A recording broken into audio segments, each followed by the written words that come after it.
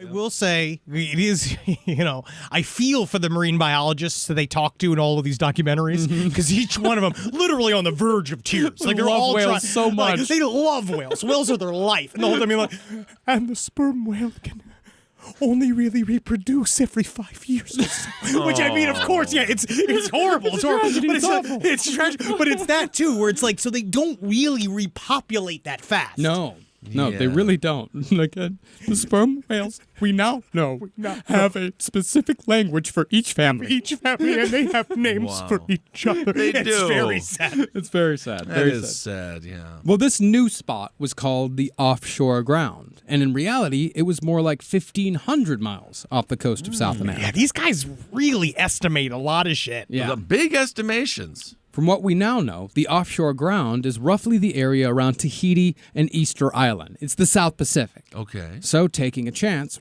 Captain Pollard decided to head into fairly untested waters because they were only halfway to filling their ship with oil after having been away for well over a year. Yeah. And really, this is, again, not the worst decision. Had it not been for one fateful whale. And finally, he's nominated for an Oscar. Wow. Now, before heading to the offshore ground, Pollard ordered his men to stop off at the Galapagos Islands so they could farm for tortoises. Because true to form, whalers were a fucking virus that consumed everything in their path in the pursuit of oil. Well, tortoises are fun because they're also their own little bowls. Yeah, it is sort of how they use it, but it's really fucked up what they did to the turtles. Because they had this idea of like, turtles don't eat. What do you mean? You're like, they just said, this has had this kind of like fantasy idea that oh no, a turtle, you can just keep it on a boat because it doesn't eat. Yeah, turtle does eat. Well, that's the thing is that a turtle actually can go a year without, or a Galapagos tortoise can go a year without food or water because their metabolism is extremely slow. But to the whalers, this meant turtles don't eat. Turtles don't eat. Well, for a year, that makes sense. Yeah. Well, tortoises, they weighed between 80 and 100 pounds. Some could be as heavy as 400 pounds. Wow. There were some massive tortoises out there, and sailors loved eating Galapagos tortoises, which we now consider to be like one of the most precious animals in existence. Yeah, that's another one. They're like, this is tasty. Why don't we cut off the head, throw the rest of it in the garbage? Yeah, excellent. You'd eat it, Henry. You'd eat a tortoise right now. I don't like turtle. Yeah. I've had turtle. Just because you don't like it. Yeah. If you loved it. Yeah, sure. It'd be great. I love it. Yeah. Wipe them out. But I hate it. I think it's gross. But it so was let also, him live. It was the turtle just competing with the dolphin and the whale, so turtle meat is probably much better. Turtle meat was top because it was lean and tasty. It was you a can white make a meat. soup. You can make a soup. Yeah. And their necks are actually full of fresh water.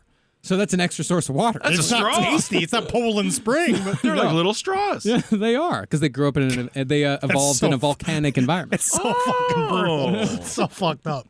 And so the Essex crew disembarked and collected 180 tortoises for the rest of the voyage. Just imagine this fucking crew of whalers just hauling off on the Galapagos Islands with a bunch of sacks and just getting all the turtles and taking all the turtles away, and then they stacked them like boulders in the hull, Yeah. and then the turtles that they couldn't stack, they just littered the fucking deck. Let them walk. Tortoises. It's kind of fun to have a bunch of turtles around. I bet you somebody was like, "That's my turtle. You don't fuck with me." There must be. I can guarantee there's a couple of them been like, that's my friend. Yeah. Yeah, of course. Well, because they're doing nothing for weeks at a time. Yeah, they're just sitting on a boat. Hanging out with turtles. Yeah, just talk to the turtle. You can play Hungry Hungry Turtles.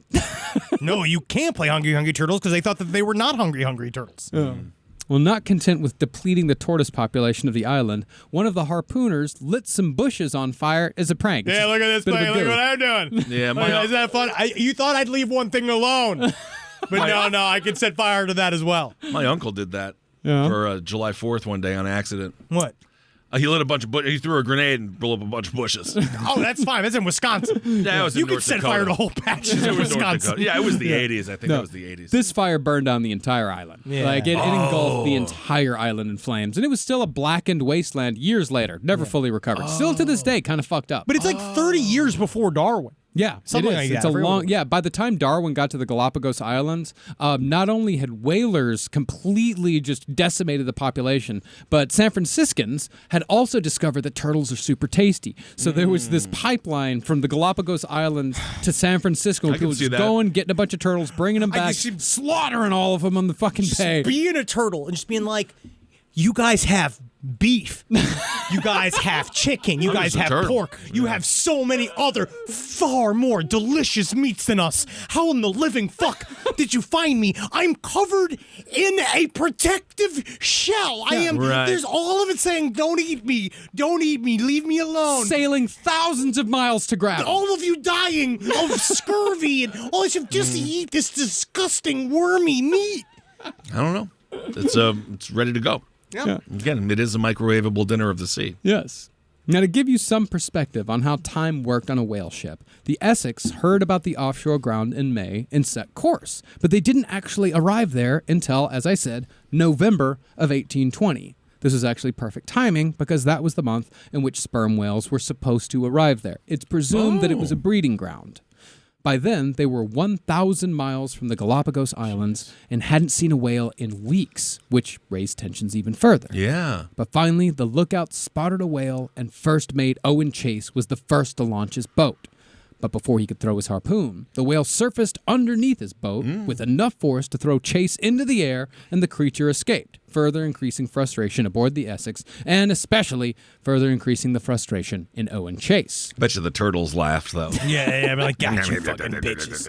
4 days later, whale spouts were seen once again. But while the other two boats managed to harpoon whales, Owen Chase's whaleboat got smashed by a whale tail. Oh. Angered that he'd been knocked out of the hunt again, Chase hurriedly repaired his boat by very quickly and very loudly nailing canvas over the hole, and he returned to the fray. This was a captain's idea. Yes. Because he was like, Yeah. Well, instead first of, mate's idea. yeah, he was like, let's just fix this up real quick, right? Yeah. We got to get him back out there. So instead of properly fixing it, we'll just nail this piece of canvas to it, which is kind of interesting. I haven't seen such a large whale tail since I was at the Outlet Mall in New Jersey. See? That's fun. Now, behind the helm of the Essex was cabin boy Thomas Nickerson, all of 15 years old. Oh. Because when everybody, when the whale ships launched, almost everyone on board were on those ships. Only 3 people were left behind to keep the ship from sinking. I mean, that's where you want to be. You want to be left behind in that situation. Very much so. Very much so, yeah.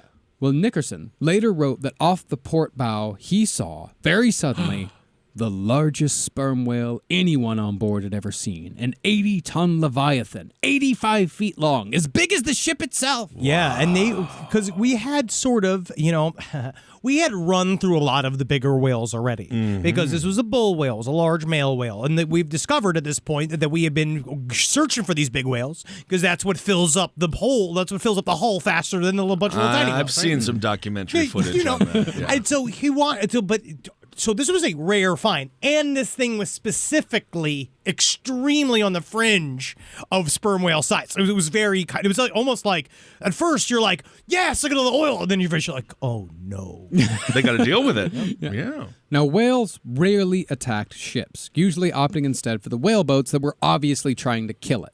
In fact, in Nantucket lore, no whale had ever made a direct assault on the main ship, or at least no one had ever returned to tell the tale of a whale attacking a ship. Whoa. But this was no You tell me it's a whale tail about a tail of a whale hurting your boat? Very good. That's good. It's like kind of a limerick.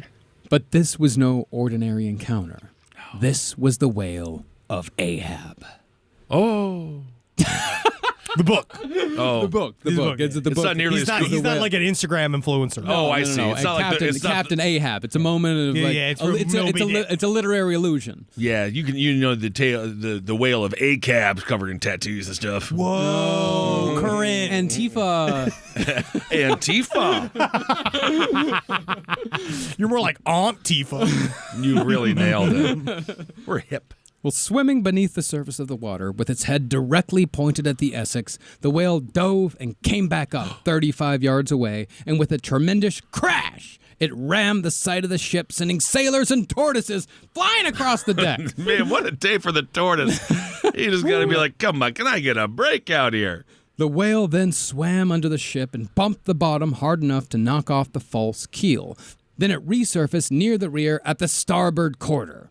Now, at this point, first mate Owen Chase actually had a chance to harpoon the whale and maybe save the ship, but he hesitated. Oh, Owen! But that was actually the right decision, because the tail was dangerously close to the ship's rudders, and if the rudders were damaged, everyone would be fucked. So and conventional knowledge held that this whale probably didn't attack the ship on purpose. Conventional knowledge of whales don't attack ships, so it's like, okay, well, I'll just get it the next time around. Have we thought about maybe removing those huge, perfect whale tits from the bottom of our vessel? I don't know. I wouldn't recognize the boat without them. Yeah, it seems like this whale really wants to fuck. Yeah, but he probably did. Yeah. That is kind of what it was doing was their fucking. I don't know. There's a lot of theories. There's a lot of theories. But had Chase taken the chance, he might have averted the many tragedies to come. The whale, still in a sort of insane rage that none of the whalers had ever witnessed. I hate Velma! I hate Velma! Very good. It began snapping its huge jaws and thrashing at the water. Then it turned back towards the Essex at a distance of 600 yards. And at twice his original speed, it torpedoed the ship with its skull. It is very cinematic. Like, they're just sitting on the boat, and you watch this thing, because they said it was stunned, right? So it was kind of like flopping next to it, and they're like, oh, what's it going to do? And they watch it swim away, and they're like, oh, yeah. Like, thank God. All right, anyway, let me over. And then just watching it turn around. Oh, no. Like, oh, holy shit. And it just destroys, because they're talking about, like, it was like eyes of wonder. Like, the way they talk about, like, when it just hit the boat, they're all like, this literally, it's just never happened. We've never even heard of this happening. Yeah, brutal. And with that, the Essex began sinking bow first. Nice. If you're a whale, this is a great day. You It's got all a the good get. food. Well, one of the sailors, William Bond, had on his own initiative retrieved the navigational equipment in the officers' quarters and ran it back to the spare whaleboat being prepared for sea. Had he not done that, no one would have survived. Yes, and he was I think he was in charge of the black sailors. Yeah. And he was one of them. And so there was like a whole thing where, but he remembered. He's like, oh, fuck. Yeah. Like, we got to go. Because they were all like, as soon as they saw what would happen, they realized immediately the whole hull kept getting water just came. They were like, oh, we're done. The whole ship's done. Yeah. Bond and the others made it just as the deck of the Essex was inches above the ocean's surface, and the great old ship capsized moments later. 2 miles away, the third whaleboat, commanded by Captain Pollard, could only watch as the Essex sank below the horizon.